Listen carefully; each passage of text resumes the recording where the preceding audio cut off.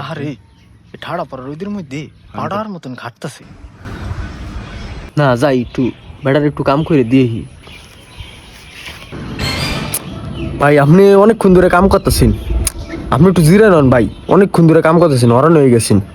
দেন আমি বেলচা মারি। এই কাম তোমার দ্বারা হইবে না ভাই, তুমি দেখতেছ ওই যে বই দেখো মিয়া, এ নাই হুদাও দি বেজাল করে লাভ নেই, যাও কোন যে বহুকে যাও। আর মেয়ে জিরান গা দেন আমি পারমু।